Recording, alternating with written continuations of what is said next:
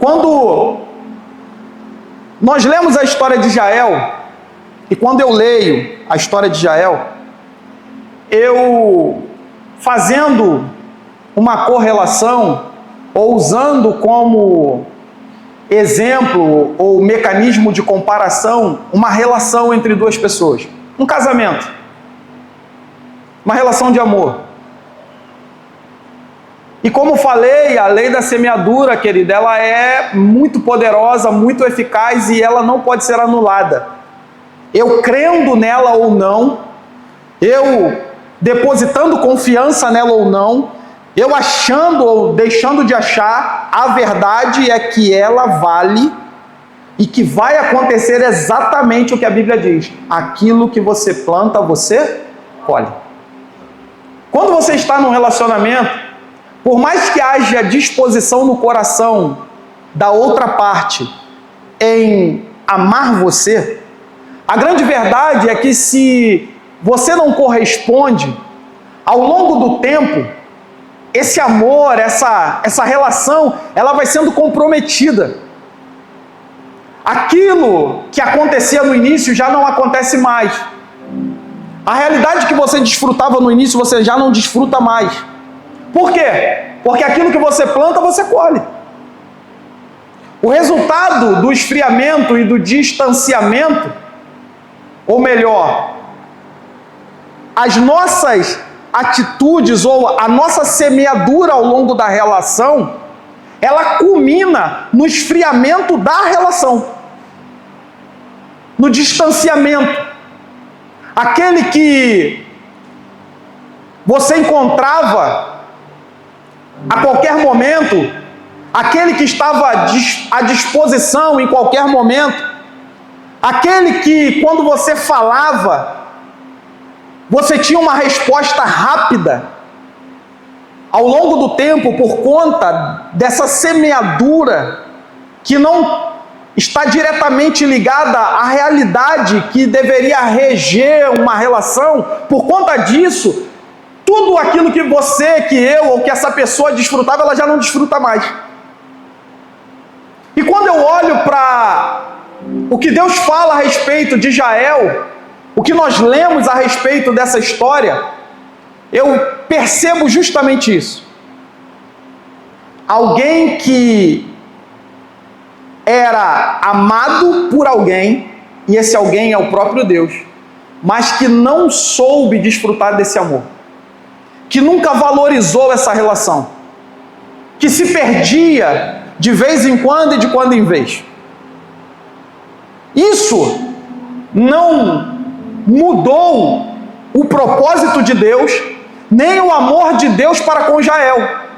Mas isso fez com que Israel colhesse segundo aquilo que semeava, vivesse uma realidade que não era a realidade da relação que Deus esperava ter com Jael, mas ainda assim, Deus permitiu que acontecesse. Mesmo Deus amando Israel, mesmo Israel sendo um povo muito precioso para Deus, sendo um povo que o próprio Deus criou, Israel não existia. O Israel que você conhece não existia. O Israel que você conhece veio à tona porque Deus tem um propósito. O Israel que você conhece veio à tona porque Deus quis. Porque Deus escolheu um homem, o comissionou, o chamou, esse homem ouviu a voz de Deus e fez o que Deus determinou que ele fizesse. Israel começou a partir de um homem que Deus muda o nome, lhe dá uma nova identidade, de uma mulher estéril que recebe uma nova identidade de Deus, que na caminhada, por conta da espera, por conta de tudo aquilo que foi acontecendo no processo, porque, entenda, Deus ele pode chamar você, Você pode ter uma palavra poderosa da parte de Deus para a sua vida, mas tudo aquilo que de poderoso Deus libera, carrega consigo uma realidade que nós também precisamos entender. Eu caminho no Cronos, Deus caminha no Kairos, o tempo perfeito de Deus, o tempo onde a vontade perfeita de Deus se estabelece. E isso implica, querido, peregrinar sobre a palavra que eu recebi, até que Deus diga, é hoje. É me manter no lugar que Deus estabeleceu, mesmo que eu não compreenda. É obedecer a Deus, mesmo que isso vá contra tudo aquilo que eu estou ouvindo. Querido, é ficar no lugar que Deus mandou, até que no alto eu tenha uma resposta do próprio Deus.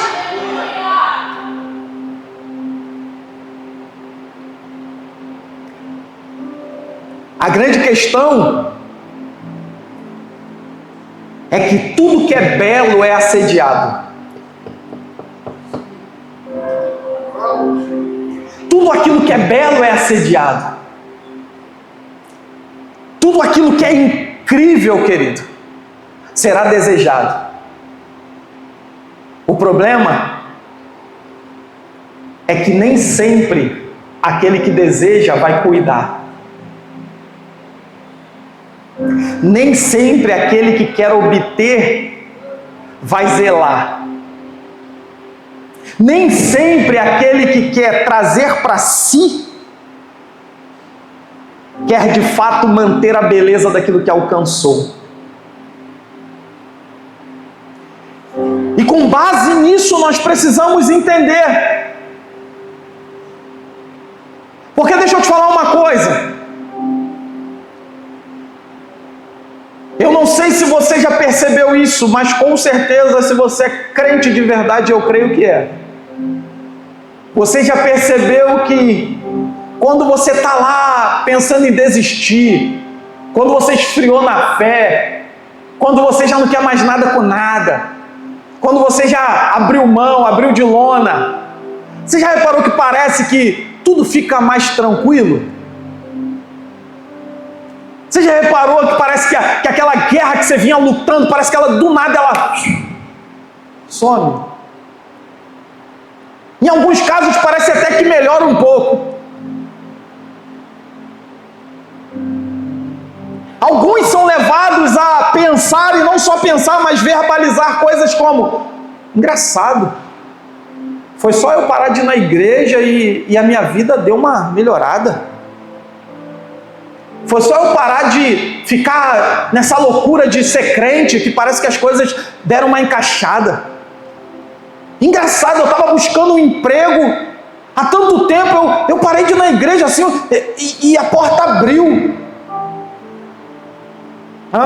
Você conhece alguém assim? Isso acontece.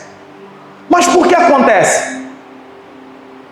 Por que parece que a guerra acabou? Por que parece que as coisas melhoraram um pouco? Porque aquele que guerreava pela sua vida parou de guerrear, não porque foi derrotado.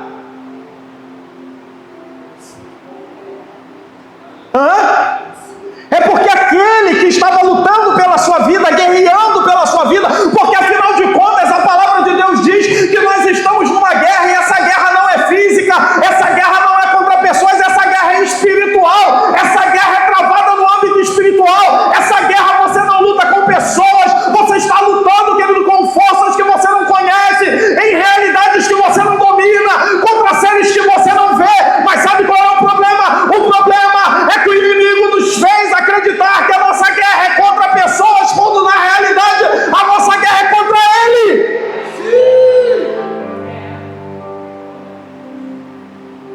Então, quando a guerra termina, ou quando ela parece terminar, não é, querido, que está tudo tranquilo, não. É porque o inimigo da tua alma alcançou o objetivo que ele queria. Qual o objetivo? A tua alma.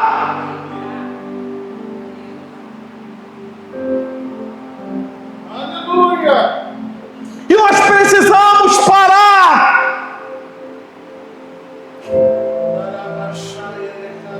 Nós precisamos parar de titubear entre dois pensamentos. de cochear entre dois pensamentos, de colocar a mão no arado e olhar para trás. A palavra de Deus diz: Ele não tem prazer naquele que retrocede. Se Deus te chamou para uma grande obra, não retroceda.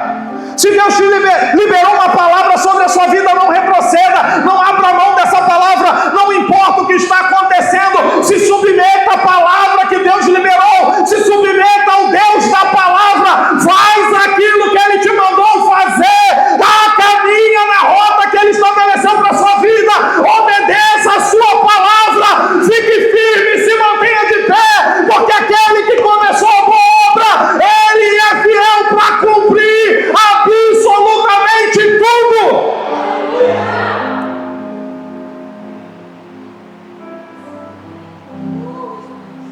Aleluia! Ele é fiel para cumprir tudo. Grande é Deus! E o tudo de Deus não está limitado ao momento nem às circunstâncias. Ei. O Deus que cumpre tudo não pode ser limitado pelas circunstâncias. O Deus que cumpre tudo não pode ser limitado pelos sofismas. O Deus que cumpre tudo não pode ser limitado pelos inimigos que se levantam. O Deus que cumpre tudo não pode ser limitado por uma enfermidade. O Deus que cumpre tudo não pode ser limitado pela economia. O Deus que cumpre tudo é soberano sobre tudo e sobre todos.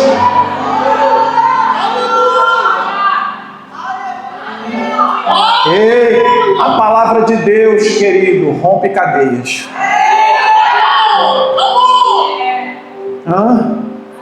O rei pode te aprisionar, ele não pode aprisionar a palavra. O rei pode te aprisionar, ele não pode aprisionar a palavra. Faraó pode te aprisionar, não pode aprisionar a palavra. A esterilidade pode te aprisionar, mas ela não pode aprisionar a palavra. Ou os ismaelitas podem te aprisionar, eles não podem aprisionar a palavra. Potifar pode te aprisionar, mas não pode aprisionar a palavra.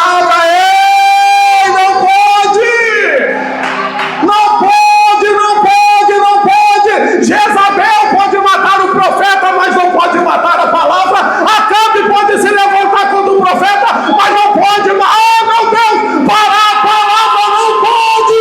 Não há nada que possa parar a palavra de Deus. Agindo o Senhor, ninguém pode impedir.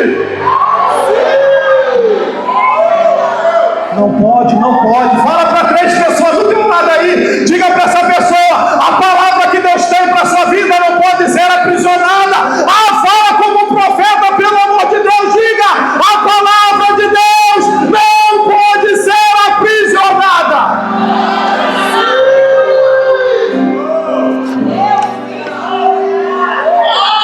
Aleluia.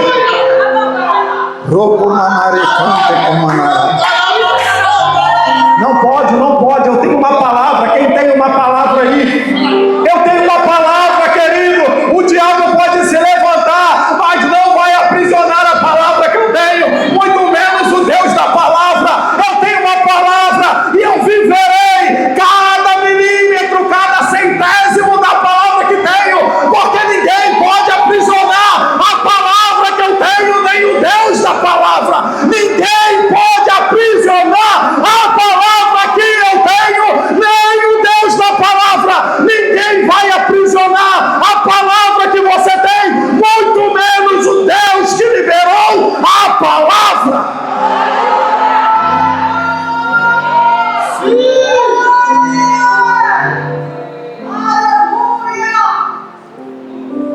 Pastora Camila falou uma coisa que eu acho muito engraçada e muito legal.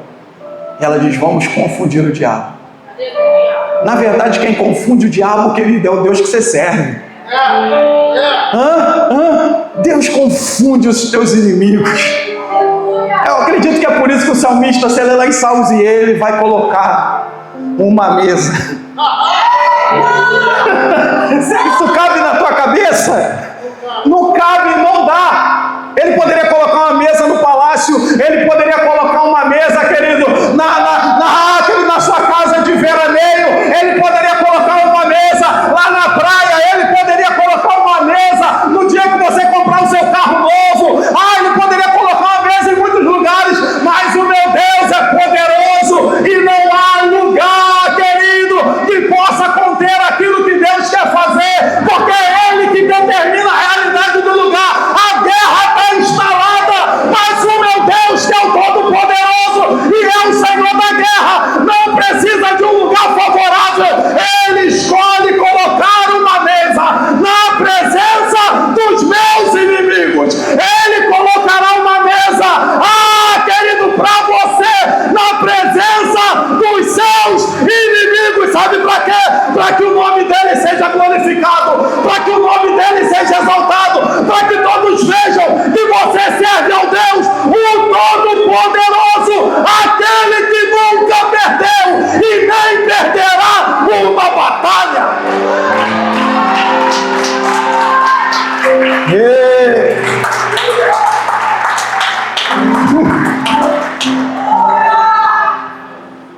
O texto diz: e veio a palavra de Deus a Jeremias pela segunda vez. Esse texto, querido, ele nos ensina algo muito incrível. Porque essa palavra vem para Jeremias e Jeremias não está no melhor momento. Ele não está no tempo favorável. Ele não está num lugar de destaque, no bom sentido. Não. Olha que loucura. Jeremias está preso no pátio por conta de algo que liberou lá atrás. Agora ele está preso, ele está encarcerado no pátio da guarda. E a palavra de Deus diz: mesmo Jeremias encarcerado, a palavra de Deus o alcançou. Mesmo Jeremias preso, a palavra não pôde ser presa. Mesmo Jeremias preso, aquilo que Deus liberou não pôde ser detido. Ele não importa, querido, não importa o momento que você está vivendo. O que importa é que o teu Deus não pode ser limitado pelo teu momento.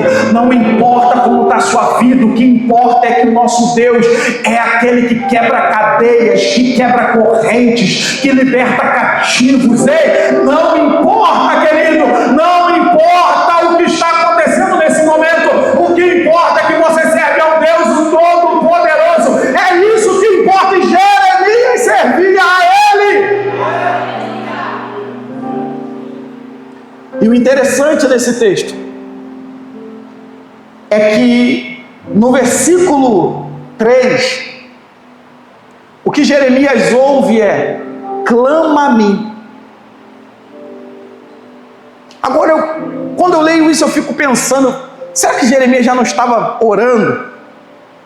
Será que ele já não estava, como dizem os nossos irmãos assembleanos, palestrando com Deus? Eu não sei. Eu acredito que sim. Mas parece que Deus se apresenta a Jeremias e ele diz: Jeremias, então, vamos para um nível mais profundo. Clama a mim. Clama a mim, clama. Clamor é diferente de oração. Pode parecer que é tudo igual. A gente começou a usar palavras que carregam significados diferentes como se elas fossem iguais. Então a gente fala de clamor e conecta clamor à oração. Todo clamor é uma oração, mas nem toda oração é um clamor. Eu vou repetir. Todo clamor é uma oração, mas nem toda oração é um clamor. Porque clamor, querido, é um grito do mais íntimo. Clamor é o que Ana vai fazer quando ela está lá no templo, lembra? Que ela está tão angustiada, que ela está tão pressionada pela realidade, que ela já não sabe mais o que fazer, que ela já esgotou tudo, ela já, ela se indignou e ela vai para um lugar e ela começa a falar com Deus, mas com uma intensidade tão poderosa que o sacerdote olha de lá e pensa até que ela está bêbada. Isso é clamor. É disso que Deus está falando. Você quer uma resposta de Deus? Então faça aquilo que os comuns não fazem. Só porque tu pediu. Hã? Quer? Faz aquilo que os comuns não fazem. Você já tentou desse jeito? Você já tentou desse jeito mais comedido, mais quietinho, mais no murmúrio aqui? Não funcionou. Eu não estou dizendo que não possa funcionar. Pode funcionar. Mas o que eu estou dizendo é que de repente você já fez isso e não deu certo.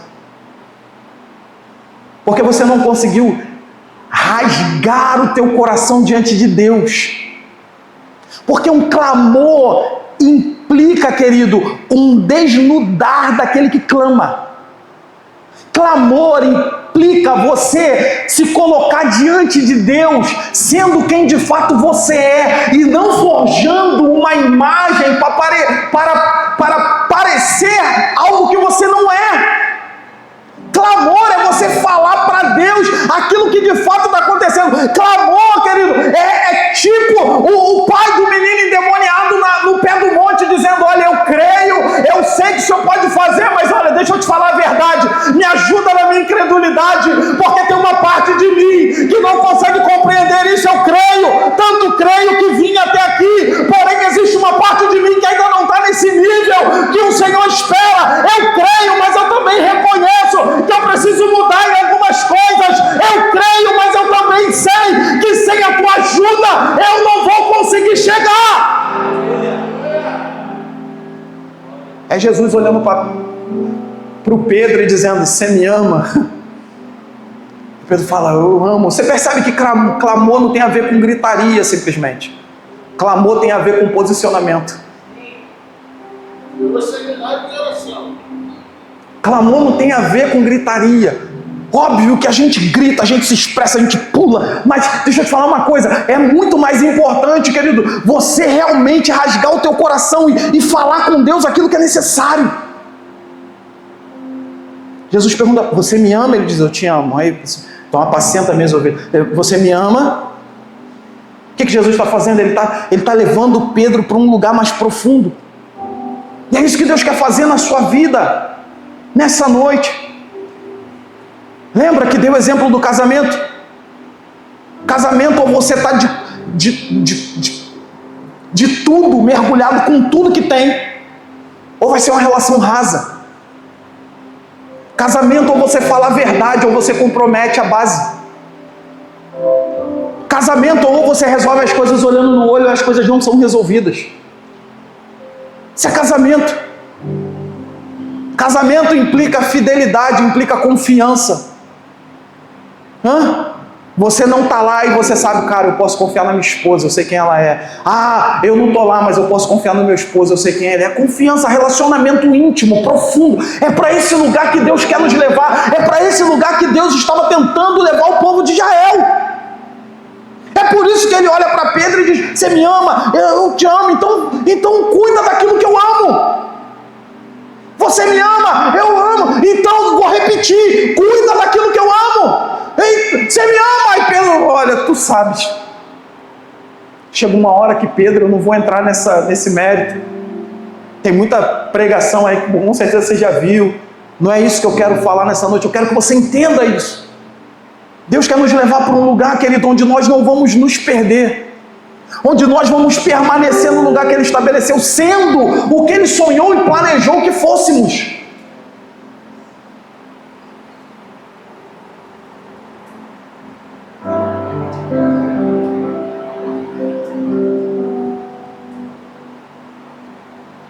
Jeremias, ele está profetizando em Jerusalém, e está muito perto do Império Babilônico chegar e tomar tudo, e levar tudo e destruir tudo. E ele tem uma missão assim extremamente complexa, que é ficar afirmando essa palavra. Todo mundo dizendo: não, vai dar certo. E ele é o cara que chega para dizer: não vai dar não. Vai dar certo, Porque vai acontecer exatamente o que Deus falou que aconteceria. O certo que a gente está trabalhando aqui não é o certo que você estabeleceu no seu coração. O certo que nós estamos estabelecendo aqui é o estabelecimento daquilo que Deus determinou. E isso era extremamente contrário ao que todo mundo esperava, ao que o rei esperava. E Jeremias está fazendo isso, querido, o tempo todo.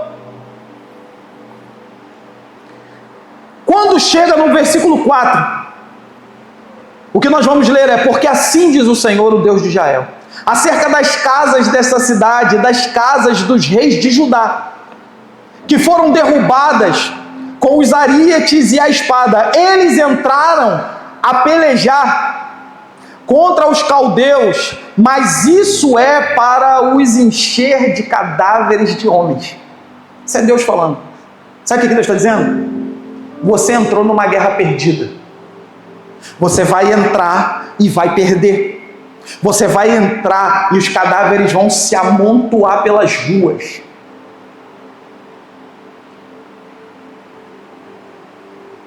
Você vai entrar e a celebração vai fugir dos teus lábios. Lembra?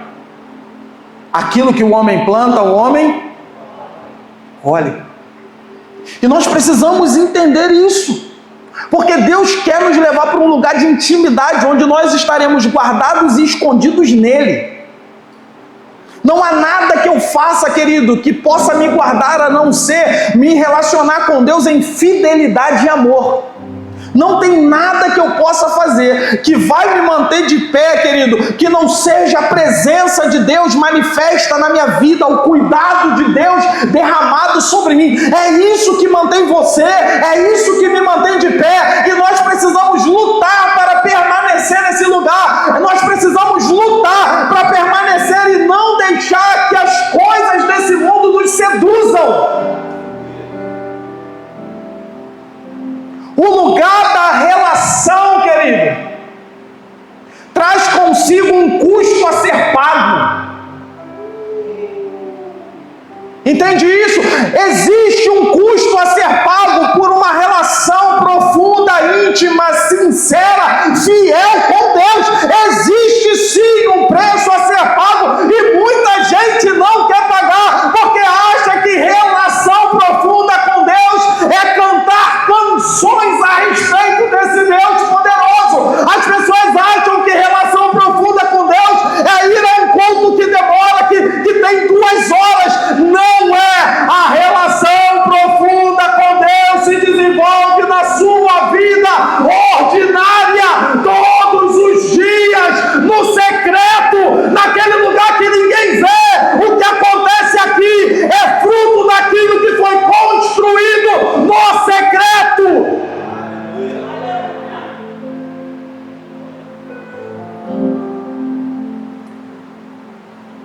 Deus diz: olha, porque vocês não compreenderam isso, vocês vão pagar o preço daquilo que vocês semearam. O que vocês semearam? Vocês quebraram princípios que eu estabeleci lá quando eu usei Moisés. Vocês lembram o que eu falei com Moisés? Quando Moisés trouxe a lei, as tábuas, o que eu falei? Eu não falei, eu falei. Eu disse a vocês: não terão diante de mim outros deuses. Vocês não farão para vocês imagens de escultura. Vocês não adorarão a outros deuses, nem a eles prestarão culto.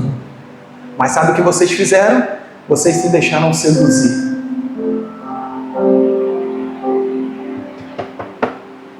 Vocês foram seduzidos. E porque vocês foram seduzidos,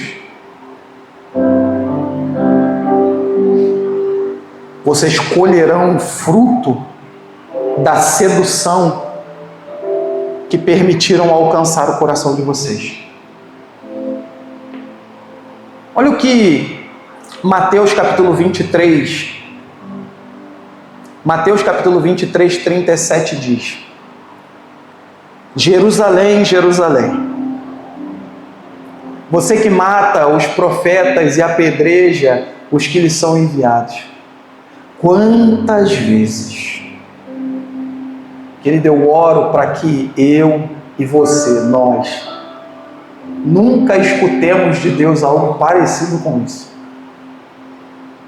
Quantas vezes eu quis reunir os seus filhos, como a galinha reúne os seus pintinhos debaixo das suas asas, mas vocês não quiseram. Percebeu? É como se o noivo, o marido, dissesse para a mulher dele, dizendo: olha, como eu quis amar você, como eu quis promover aquilo que você queria, como eu quis levar você para um outro lugar, um lugar incrível de intimidade profunda, como eu quis presentear você, como eu quis guardar você, como eu quis aliviar a sua carga, mas você não quis. Não foi Deus que não quis, foi Israel que não quis. O problema de se deixar seduzir é que nós deixamos de valorizar aquilo que de fato tem valor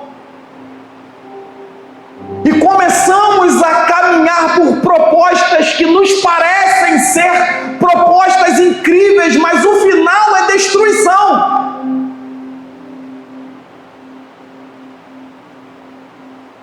Se você conhece Bíblia, se você já leu, você sabe que Deus usou inúmeras pessoas, inúmeros profetas para falar: olha, voltem, para com a idolatria, abandone a idolatria, abandone os falsos deuses, pare de queimar incenso, para! Mas eles tinham um péssimo hábito.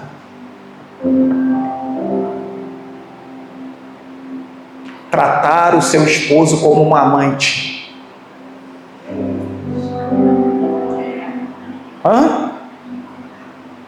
Tratar o esposo como um amante.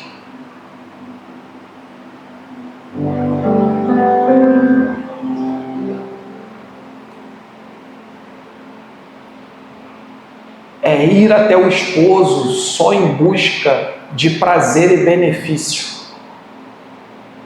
não disposto a pagar o preço pela relação. E é exatamente isso que acontecia.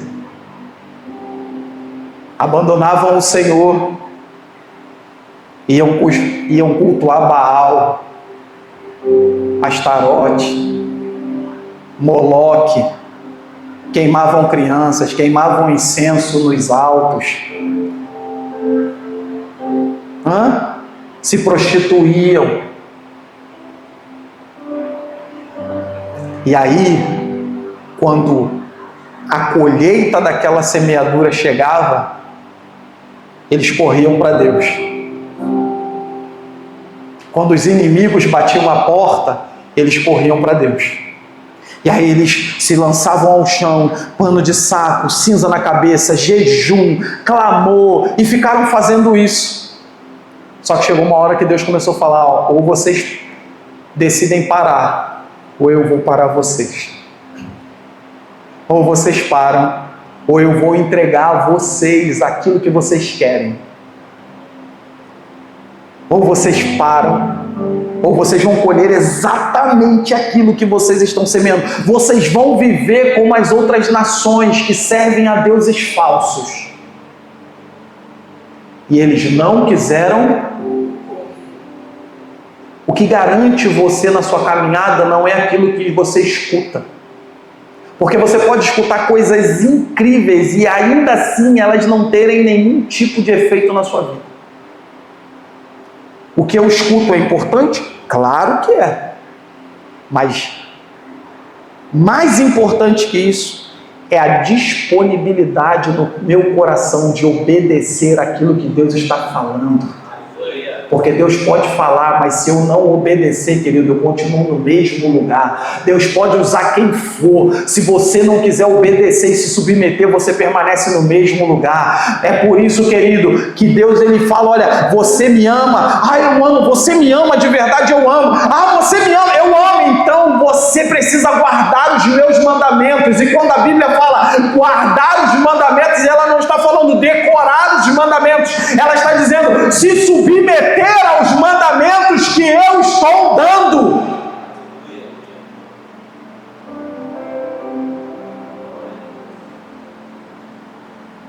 Eu amo meu Deus. Eu amo meu Deus. Sabe por quê? Porque a palavra diz que as misericórdias do Senhor, elas acabam, elas terminam, elas duram, elas se renovam. Deus não muda porque eu mudei. Deus não erra porque eu errei. Deus não me joga fora porque eu o abandonei. Tudo que Deus faz tem o intuito de nos levar de volta ao lugar que Ele estabeleceu para mim e para você. Deus usa os métodos dele, que para a gente pode não fazer muito sentido, mas que cumprem o propósito que Ele mesmo estabeleceu. Deus diz, olha, eu vou permitir que os inimigos venham, batam na sua porta, ou estejam à sua porta, e não só estejam nesse lugar, mas eles vão entrar, e eles vão destruir tudo. Só que isso tem um tempo determinado. A pergunta é, o povo de Israel precisava passar por isso? Não. As pessoas que você conhece e que estão colhendo o fruto daquilo que semearam lá atrás precisavam passar por isso? Não. Deus quer que eu passe por situações difíceis, querido? Não. O que me conduz a esse lugar é a disposição do meu coração em fazer aquilo que Deus não me mandou fazer. E eu preciso vigiar. Porque, querido, o anjo do Senhor está ao meu redor, mas ao meu derredor está o inimigo da minha alma, querido, tentando me tragar todo dia.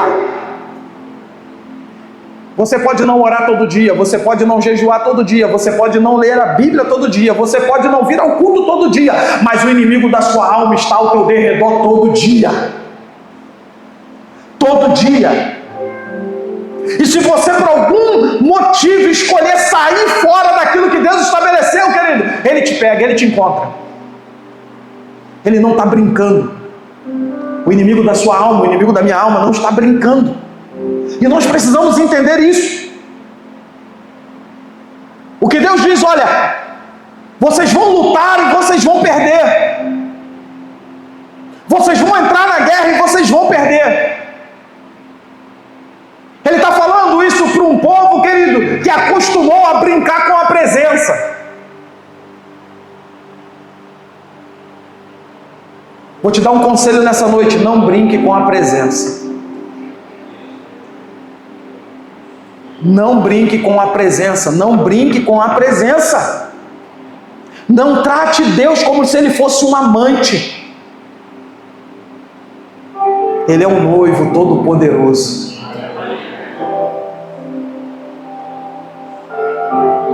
Eu amo a palavra de Deus porque a palavra de Deus nos instrui, ela é luz. A gente erra porque a gente não atenta para aquilo que a Bíblia diz.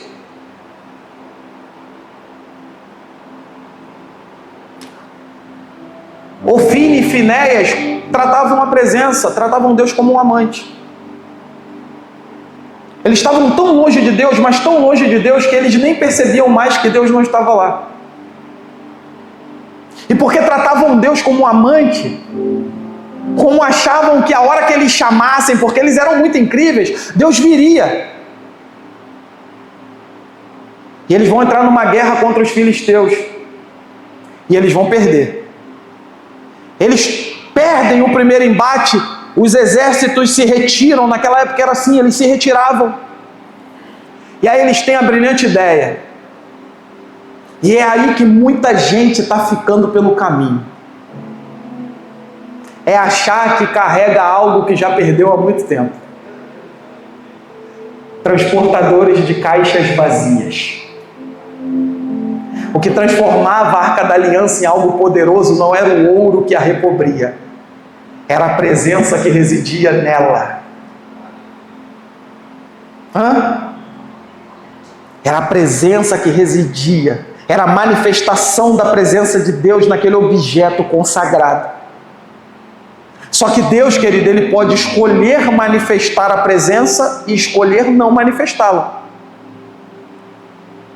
Deus não deixou o povo. Deus só não manifestou a presença. Então o que eles vão fazer? Coisa que muita gente está fazendo por aí.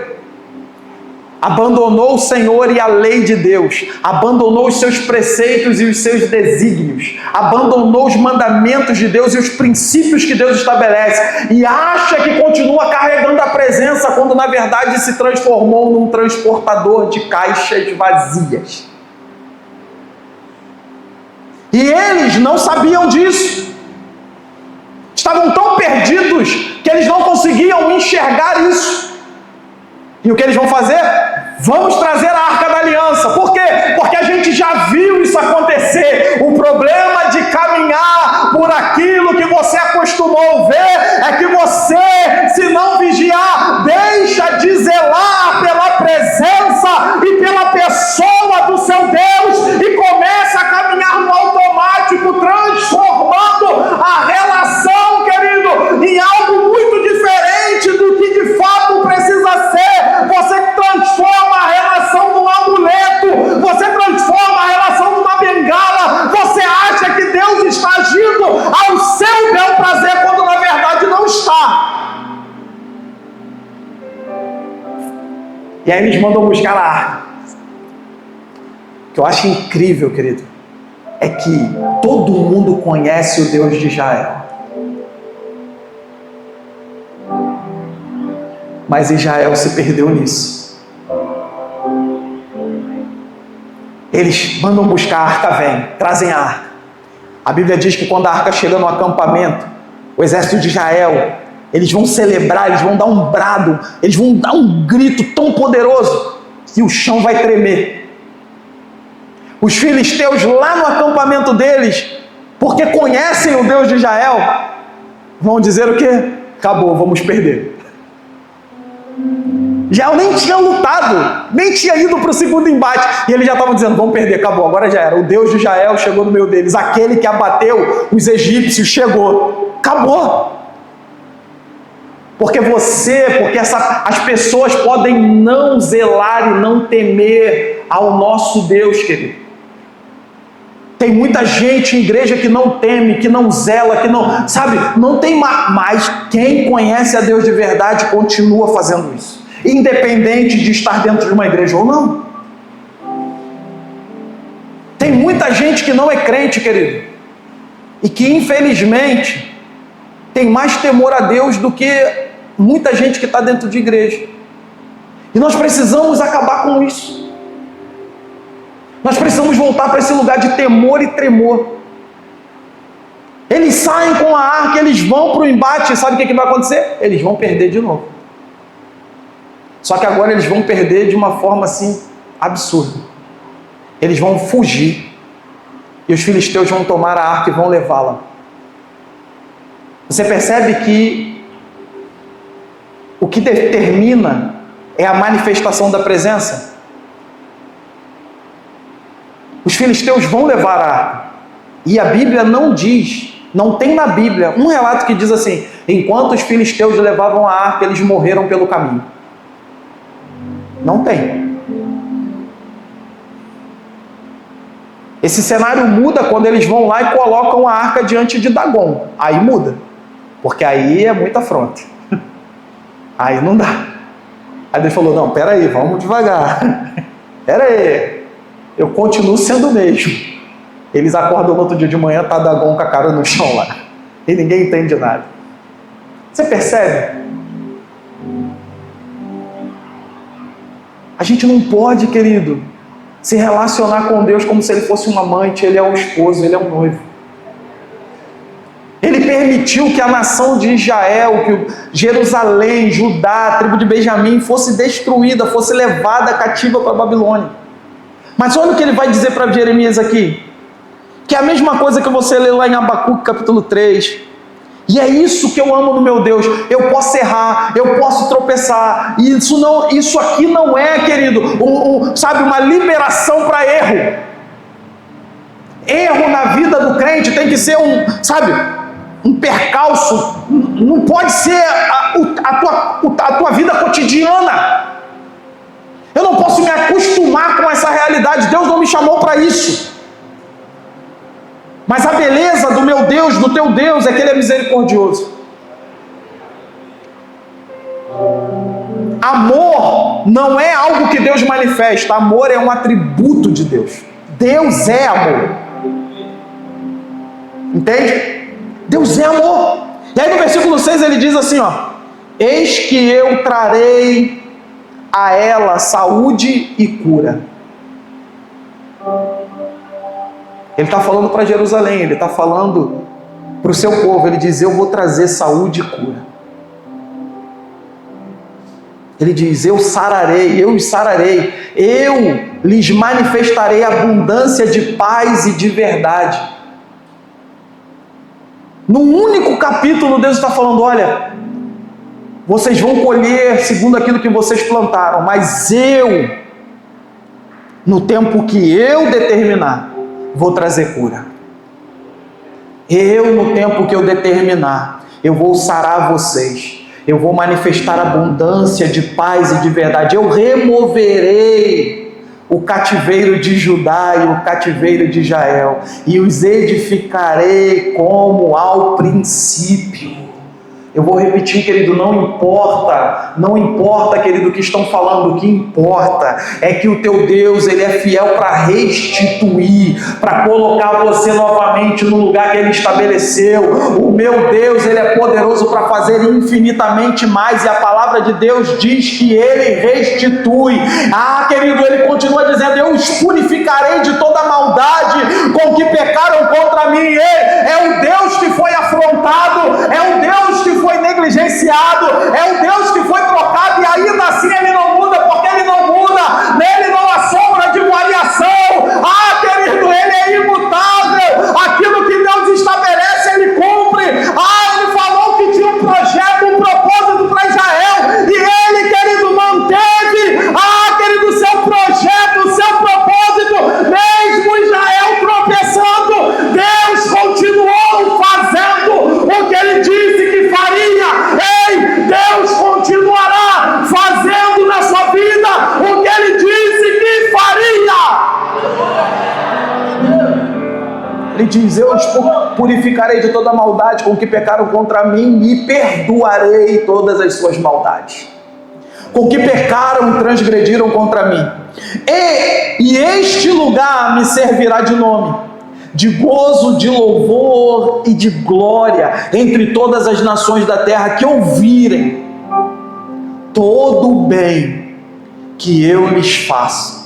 E espantar-se-ão e perturbar-se-ão por causa de todo o bem, por causa de toda a paz que eu lhes dou. Ei, querido, deixa eu te falar uma coisa. Pode parecer que você vai morrer, pode parecer que você vai afundar, pode parecer que as coisas não vão fluir, pode parecer que você não vai alcançar, mas deixa eu te falar uma coisa nessa noite. Querido, aquilo que Deus vai fazer na sua vida vai espantar a muitos. Aqueles que estão vendo a tua condição hoje ficarão espantados com aquilo que Deus vai fazer. Se você permanecer nesse lugar de fidelidade, se você permanecer nesse lugar, querido, de relação profunda e íntima com Deus, se você permanecer nesse lugar onde você não tratará Deus como um amante, mas como teu esposo, eu garanto a você, Deus vai trazer paz, Ele vai curar, Ele vai liberar bênçãos, e muitos ficarão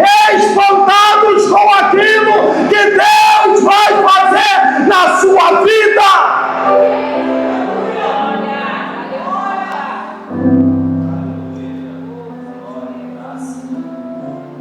Versículo 11, eu vou terminar aqui.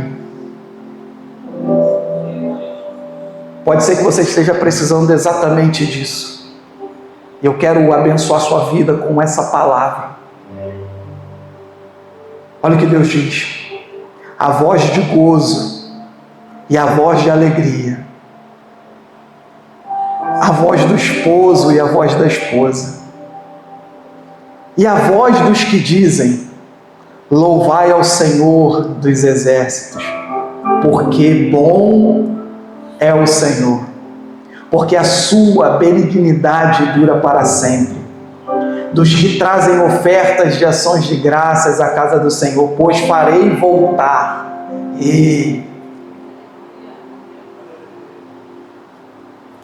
Farei voltar. Pode ser que você tenha escutado isso. Você não volta mais para a realidade que você vivia um tempo atrás. Pode ser que você, por conta das situações da vida, tenha pensado: eu nunca mais vou ser aquilo que eu fui. Mas a palavra de Deus diz que o nosso Deus é aquele que faz voltar os cativos da terra como ao princípio. É aquele que faz voltar o cativo do cativeiro. É aquele que traz de volta, querido, o que foi aprisionado. É aquele que restitui ao lugar de autoridade. Aquele, querido, que perdeu a batalha. É aquele que mantém os filhos de pé. É aquele, querido, que nos guarda. Ei, pode ser, querido, que nós tenhamos vivido um dia mal, mas o nosso Deus é o Deus que nos mantém de pé, porque aquele que começou a boa obra vai cumprir, querido. Toda palavra